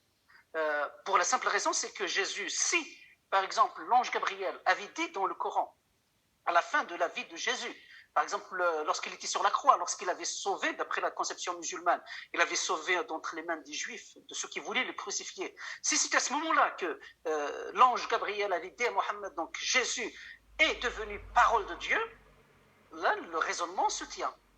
Mais à partir du moment où le titre de parole de Dieu est donné à Jésus au début, à la conception, enfin même pas avant la conception, à l'annonciation. Donc à mon sens, on ne peut pas justifier cela par ce qui serait acquis par la suite. Et après, l'autre raisonnement qui aurait été juste, si Jésus était le seul à être saint, pur, à la conception, à la naissance, ça aurait été aussi juste. Sauf qu'on a Jean-Baptiste qui est pur, qui est saint, mais qui n'est pas appelé parole de Dieu. Voilà, à la lumière de tous ces éléments, il me semble que ça ne répond pas à la vraie question, à la question de parole de Dieu, de ce titre. Après, quant à la prophétie, est-ce que la prophétie dans la Bible et dans le Coran, c'est pareil? C'est pas tout à fait pareil pour plusieurs raisons. La Bible est écrite au travers de plusieurs siècles. Par exemple, Jésus est annoncé dans l'Ancien Testament, sa venue, par exemple, par le prophète Isaïe que j'avais mentionné, ou encore Jésus qui annonce la venue de Saint-Esprit, après l'Esprit qui est venu, et à l'intérieur de la Bible, on voit ces accomplissements des prophéties qui sont séparées de 2 siècles, de 7 siècles, de 10 siècles, qui se sont réalisées. Or, le Coran est écrit, la première révélation de Mohammed, c'était en 610, et Mohammed est mort en 632. Donc on a affaire à peu près en gros 22 ans, 23 ans. Donc, et on ne trouve pas par exemple des prédictions qui se sont réalisées par exemple. Et en cela, il y a une différence. Mais si on entend prophétie par le fait que les auteurs du Nouveau Testament, de l'Ancien Testament, Nouveau Testament, enfin des prophètes, et Mohammed aussi prétend recevoir sa parole de la part de Dieu, là oui, donc chacun dit recevoir cette parole de la part de Dieu. On va prendre encore une question en ligne. Alors, en relation avec la dernière différence fondamentale, comment peut-on être sauvé selon l'islam si ce n'est par Jésus? Voilà, selon l'islam, on n'a pas besoin d'un sauveur. Mohammed ne sauve pas les musulmans. Pour être sauvé, c'est vraiment, il faut que les bonnes œuvres l'emportent sur les mauvaises. Il y a une règle en la matière qui est posée d'une manière très claire dans le Coran, sans aucune ambiguïté, mais je n'ai pas la référence exacte. Je crois que c'est 93, la sourate 93, je crois, ou 91, où il est dit, je vous donne le contenu, vous pouvez le trouver facilement, quiconque fait un atome de bien le verra, quiconque fait un atome de mal le verra. Donc, c'est la règle. À la fin, dans la conception musulmane, nous avons deux anges qui accompagnent chaque être humain, un au côté droit, l'autre du côté gauche, où ils comptent les bonnes œuvres et les mauvaises œuvres. Et le jour du jugement, c'est selon la balance de la justice divine. Si les bonnes l'emportent sur les mauvaises, vous serez sauvés. Si les mauvaises l'emportent sur les bonnes, vous serez condamnés. Après, il y a une marge... Vous savez, ici à acheter, on parle de remédiation, hein, donc de rattrapage. Il y a une possibilité de rattrapage si vous vous situez vraiment, si vous êtes proche que les bonnes œuvres l'emportent sur les mauvaises. Donc si les mauvaises l'emportent de très peu sur les bonnes, il y a l'intercession soit du prophète, ça dépend des interprétations, soit l'intercession de Dieu qui peut intervenir à cet endroit-là. Et puis, vous pouvez être sauvé. Mais le salut dans la conception musulmane passe par les œuvres. Ah oui. Il sait toutes choses. On va reprendre une question dans la salle. Il y en avait une derrière, ensuite je viendrai vers toi. Merci pour cette présentation. Alors, il y a une chose qui est fondamentale. Je parle pour les musulmans qui, comme moi, quand j'étais musulman, on apprend le Coran par cœur, on le récite quotidiennement et tout ça, c'est les contradictions. Parce qu'il y a des contradictions immenses. Je prendrai deux exemples. Tu as cité le verset où il dit qu'il en est de Jésus comme Adam. Il a été créé de poussière. Il a dit soit et il fut. En fait, le Coran, il affirme que Jésus, il est l'Esprit de Dieu. Et que cet esprit, contraire à Adam, il a été fait d'argile. Et Dieu a insufflé de son esprit dans Adam pour qu'il prenne vie. Pour Jésus, il en est tout à fait autrement. Il est lui-même l'Esprit de Dieu. Et cet esprit n'a pas été insufflé en Jésus, il a été insufflé en Marie. Le Coran le précise à 2 reprises. Mais en fait, oui. Bon, alors ça, c'est une première contradiction. Attendez, je sais pas, c'est pas une contradiction. Je regarde. Ouais. Bon, après, c'est bien d'avoir des réflexions, mais j'aimerais qu'on aille vraiment vers les questions. Mais je répondrai sur ce point. Sur la question de l'Esprit de Dieu, j'avais dit, hein, il y a d'autres titres. Je l'avais évoqué. Je voulais pas évoquer tous les titres parce qu'il y a la contrainte temps. Je voulais rester pour raison de temps. Donc, j'ai pas parlé de l'Esprit de Dieu. En effet, le Coran parle de Jésus comme étant Esprit de Dieu. Et là aussi, on peut entrer en dialogue. Ça fait partie des titres importants. Et on peut entrer en dialogue avec les musulmans en disant, mais qu'est-ce que ça veut dire Esprit de Dieu? Et là aussi, je fais tout un développement sur le sujet. Et je crois vraiment que seul le texte de Paul dans 2 Corinthiens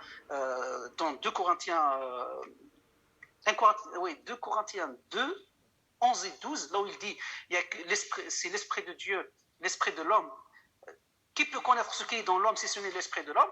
Qui peut connaître ce qui est en Dieu si ce n'est l'Esprit de Dieu? Donc je pense que c'est ce texte qui peut permettre de comprendre la déclaration de Jésus, Esprit de Dieu, la déclaration coranique, mais je ne l'ai pas évoqué exprès pour raison temps et aussi pour raison pédagogique. Donc, mais ce n'est pas du tout une contradiction. Non, mais là, je parlais, peut-être je me suis mal exprimé. Je dis que le Coran, les versets du Coran sont en contradiction quant à la création de Jésus. Jésus n'a pas été créé comme Adam. Donc Adam, il a été créé, formé d'argile, et Dieu a insufflé de son esprit dans Adam. D'accord. Tandis que la création de Jésus, Jésus était lui-même l'Esprit de Dieu, ouais. Et cet esprit a été insufflé en Marie pour prendre forme humaine. Donc il y a une différence immense dans le Coran, et après, ce verset est en contradiction avec les autres versets du Coran. Je prendrai un deuxième exemple, l'élévation de Jésus. Le Coran dit exactement « Inni mutawaffaika » Et ce terme, ça signifie que le corps est séparé de l'âme. Exactement. Dans un autre verset, il dit Mutawfika, le corps est séparé de l'âme. Warafi'uka iliya, et je t'élèverai à moi, et je te purifierai de ceux qui n'ont pas cru, et je mettrai ceux qui croient en toi, que ceux qui croient au-dessus des autres jusqu'au jour du jugement dernier. Alors, là, c'est qu'il n'est pas question de l'arrivée de Mahomet. Ceux qui croient en Jésus jusqu'au jour du jugement dernier, ça pose un problème très, très important aux théologiens. Mais l'autre problème qui est... Attendez, mais on peut pas continuer comme ça. Il faut y aller vraiment. Il n'y a pas de problème. Mais je pense franchement que vous mélangez un certain nombre de choses et on n'a pas le temps pour les développer, mais sinon je l'aurais fait très très volontiers. Mais là, si vous voulez revenir sur la parole de Dieu, c'est pas parce que... Le problème, c'est que si je commence à traiter de ce sujet, on va perdre tout le monde et tout le monde sera perdu. Et si vous voulez revenir sur la parole de Dieu, là au moins on a les éléments. Après, il n'y a pas de problème si vous voulez qu'on fasse. Je voulais juste préciser un point qui pose un problème très très grave, puisque ce que Dieu a élevé était séparé de l'âme. Donc le corps de Jésus est le seul corps humain qui a été élevé jusqu'à Dieu. Mais seulement ce corps n'avait pas d'âme. Alors, est-ce que Dieu a élevé vers lui un cadavre, ou bien il lui a redonné la vie, et cette résurrection n'est pas précisée dans le Coran. Merci beaucoup. Ça, c'était... D'accord. Mais j'aimerais juste dire, très bien, merci beaucoup pour le micro. Et j'aimerais préciser une chose. Vous savez, en tant que chrétiens, nous devons faire très attention. Il y a ce qu'on appelle, ce que Jésus nous enseigne, la question de l'honnêteté intellectuelle devant les choses. Nous ne pouvons pas comparer ce que nous avons de meilleur à ce qu'il y a chez les autres de pire. La lumière de Christ n'a pas besoin des ténèbres des autres pour briller. Elle brille toute seule.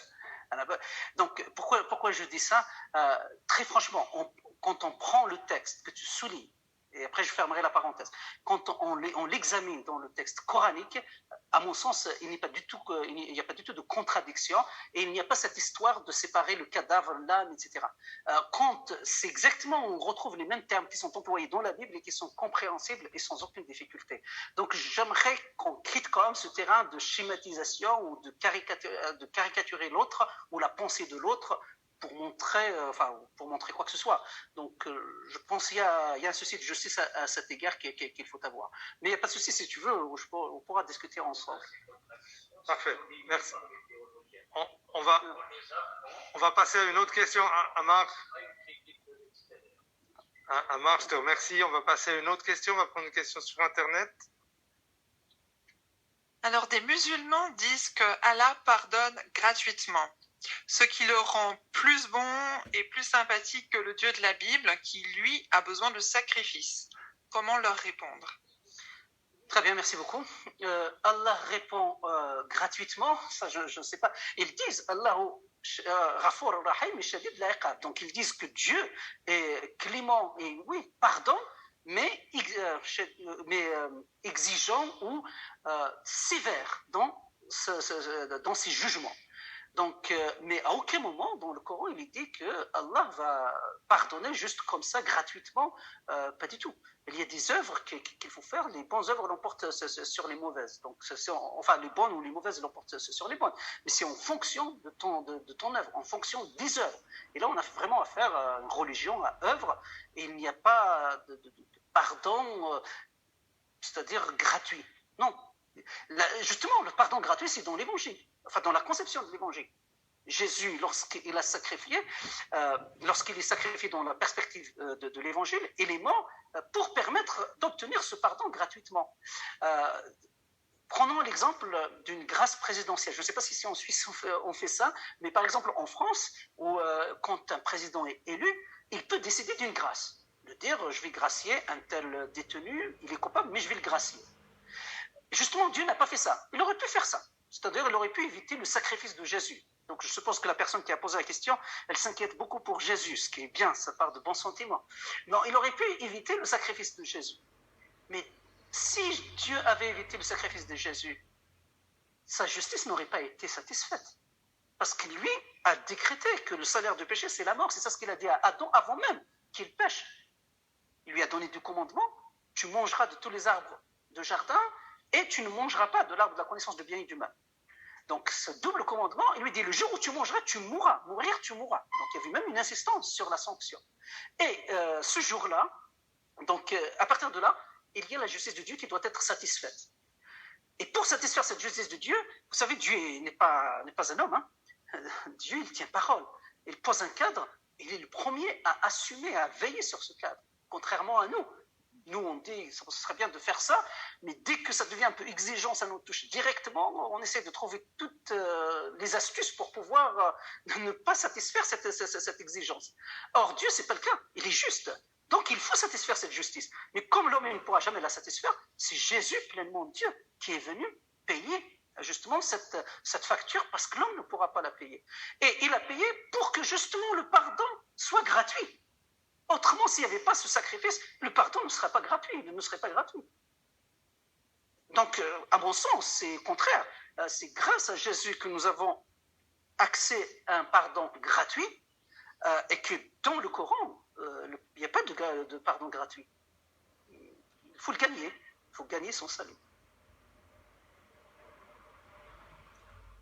On a passé 30 ans de notre vie en Afrique, pays où il y a beaucoup de musulmans. On a beaucoup de chers amis parmi les musulmans, des gens qui sont vraiment intègres, incroyables. C'est vrai que je me pose une question. On a l'impression qu'on se heurte à une forteresse, comme chrétien, pour évangéliser. On a tout de suite eu des réactions. Oui, vous parlez de Jésus, le Fils de Dieu. Dieu n'a pas de fils. Dès notre jeunesse, quand on commençait à aborder le sujet. Mais je me dis, ça reste une forteresse, mais est-ce qu'il ne peut pas y avoir un réveil à quelque part un jour? Je pense aux Juifs aussi, qui ne reconnaissent pas Jésus non plus, comme le Sauveur. Et puis il y a ces prophéties, un jour ils reconnaîtront celui qu'ils auront percé avec ce double futur, là c'est intéressant. Mais je me dis, est-ce qu'il n'y a pas de l'espoir quand même dans cette forteresse, qu'il y a un réveil, quelque chose qui se passe, ce Jésus coranique là, bon, on voit bien que dans la doctrine, il n'est pas mort et ressuscité, il n'y a pas le pardon pour le péché comme vous l'avez clairement expliqué.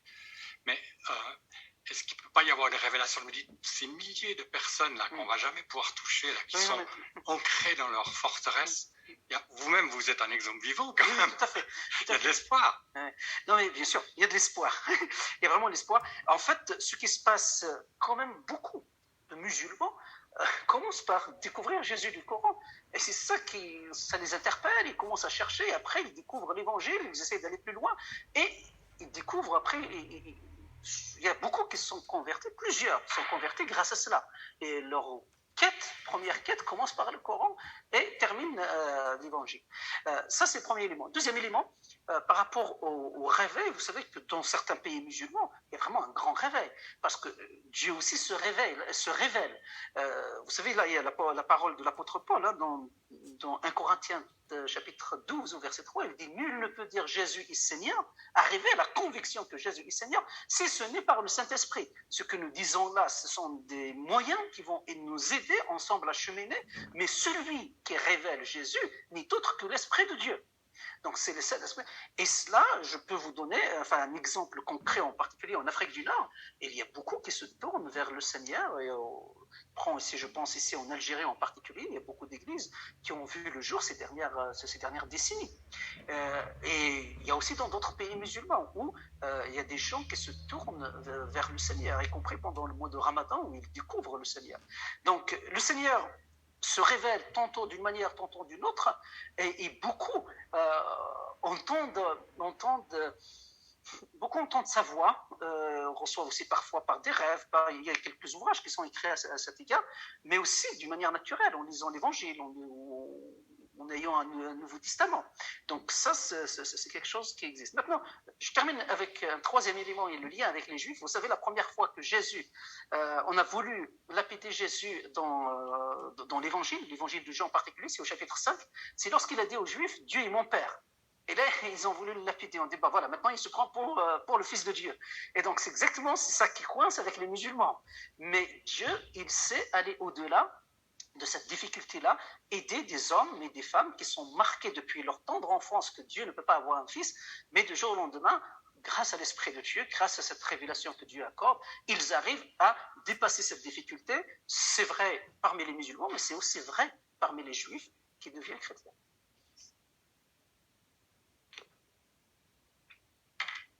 Est-ce que la vision de Jésus dans le Coran est directement issue des querelles chrétiennes au sujet de la Trinité dans la péninsule arabique de l'époque?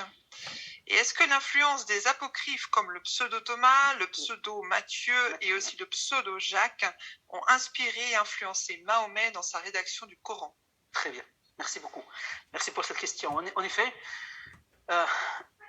Mohammed était au bénéfice, vous savez que son oncle, l'oncle de son épouse, sa première femme Khadija, qui est Ibn Waraqa, qui est un chrétien nestorien. Et c'est lui qui l'avait introduit tout au début dans un cercle, une secte qu'on appelle la secte de Hanifa, où il a repris justement le monothéisme pur. C'est là où il a appris le monothéisme pur. Et donc, et là, Mohammed a une connaissance en particulier de deux conceptions chrétiennes qui ont vraiment marqué l'Arabie. Vous avez le nestorianisme qui est venu par le nord avec l'empire byzantin, pardon. Et puis vous avez une autre conception de monophysisme qui est venue au travers de l'Éthiopie, qui avait un grand centre missionnaire. Vous savez, l'Arabie, à côté de l'Éthiopie, il y avait un grand centre missionnaire. Et là, il y avait le monophysisme qui a beaucoup dominé. Et vous savez, le monophysisme, il dit à peu près quelque chose que le Coran a repris. Il dit par rapport à Jésus, et ils disent donc la nature, Jésus il n'y a pas deux natures et une personne, mais il y a une seule nature et une seule personne. Ils disent que Jésus, il est né être humain, et à son baptême, il y a l'esprit qui est descendu sur lui. Il a donc pris la nature divine, il est devenu le Christ. Après, à la croix, Jésus, la nature divine est partie. Donc Jésus, quand il dit « je remets mon esprit », est parti. C'est cette vision qui est reprise dans le Coran. Donc c'est la nature humaine qui est restée. Et après, mort et ressuscité. Lorsqu'il est ressuscité, il y a le Saint-Esprit, Dieu dans Romains 1, chapitre 1, verset 4, il dit le Saint-Esprit l'a ressuscité. Il dit à ce moment-là, il devient à nouveau le Christ. Il est monté au ciel avec la nature divine.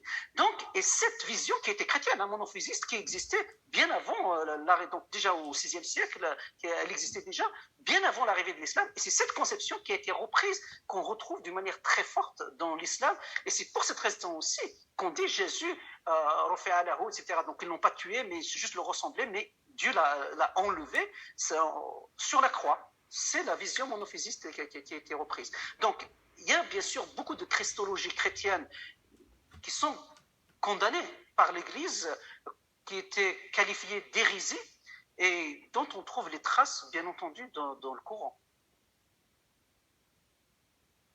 Voilà, nous arrivons pratiquement au terme. Je ne sais pas si dans la salle vous serez totalement frustrés. Il y avait une question ici? Il y avait une question? On va prendre alors une dernière question. Merci.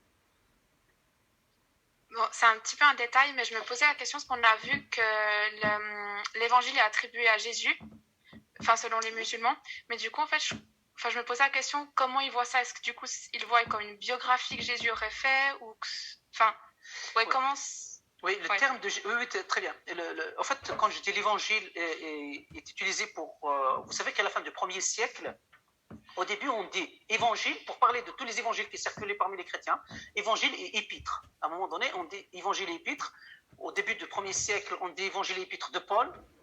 Et très rapidement, évangile, épître. Et après, on a oublié complètement épître, on dit évangile, pour indiquer l'ensemble du Nouveau Testament qui circulait parmi les chrétiens. Et c'est ce terme qui est employé par l'église syriaque, par exemple, dans la ville de Hira, là où Mohammed a reçu sa première révélation, c'est la ville de Hira. Là, il y avait une église, une grande église syriaque, qui employait le terme évangile pour indiquer l'ensemble du Nouveau Testament. Après, comment c'est considéré l'évangile du point de vue dans le Coran, on ne rentre pas dans le détail, mais il considère que l'évangile, il faut croire dans l'évangile, c'est-à-dire le Nouveau Testament, comme étant parole de Dieu, venue de Dieu. D'ailleurs, tout bon musulman, ça fait partie des fondements, des piliers de la foi musulmane. Il faut croire dans tous les prophètes et il faut croire dans leurs livres. Et Jésus, bien sûr, et Moïse, David sont cités d'une manière explicite. Après, c'est considéré comme la parole de Dieu qui a été donnée. D'ailleurs, dans le Coran aussi, on retrouve des reprises des histoires de l'Ancien Testament, du Nouveau Testament, l'histoire de Jésus. Voilà, mais il n'y a pas un jugement particulier à l'égard du Nouveau Testament, de l'Évangile en particulier, sous cet angle-là. Il y a d'autres qualificatifs, mais sous cet angle-là, non. Parfait. Quelques instants. Comme je vous l'avais dit en introduction, qui de mieux pour nous parler de Jésus dans le Coran et dans la Bible? Un immense merci. Karim, pour ta recherche détaillée, tes réponses aux questions également. Merci. On arrive donc au terme de cette conférence. Comme je vous l'avais dit également, elle a été enregistrée. Donc pour celles et ceux qui désiraient la réécouter ou la passer plus loin, elle sera disponible sur le site de la HET Pro, donc www.het-pro.ch. Je vous remercie beaucoup d'être venus soit en présence ce soir ou à distance, de nous avoir suivis. Je rappelle aussi que toutes nos conférences, tous les événements sont annoncés régulièrement sur le site. Vous pouvez également nous envoyer un mail et vous serez ajouté à des listes de distribution. Et là, vous serez informé directement de tout ce qui se présentera à la HET dans les prochains temps. Je vous souhaite un excellent retour pour celles et ceux qui sont devant moi. Oui, pardon. Oui, on allait le dire. Oui. Si vous êtes intéressé par les débuts de l'islam, on avait prévu une rencontre d'études ici même sur les origines du Coran et de l'islam. Malheureusement, à cause de la situation sanitaire, on était obligé de la reporter. Mais elle aura lieu le 1er décembre. Nous serons très heureux de vous accueillir. Il y aura avec nous vraiment de grands spécialistes qui travaillent sur le sujet. Il y a Mohamed Ali Amir Mouazi, qui est directeur de la chaire d'exégèse de chiite à la Sorbonne. Et puis il y aura Wissam Alaoui, qui est aussi professeur d'histoire sociale et culturelle de l'islam ici à Lausanne. Et puis je contribuerai également avec quelques interventions. Donc voilà, nous serions très heureux de vous compter des nôtres. Merci Karim pour ces précisions. Donc 1er décembre, cette conférence, cette journée d'études reportée et les autres événements, comme je l'ai dit tout à l'heure, sur le site. Merci encore. Bon retour à celles et ceux qui sont ici en face de moi et bonne fin de soirée, bonne nuit à chacune et à chacun. Merci et soyez bénis.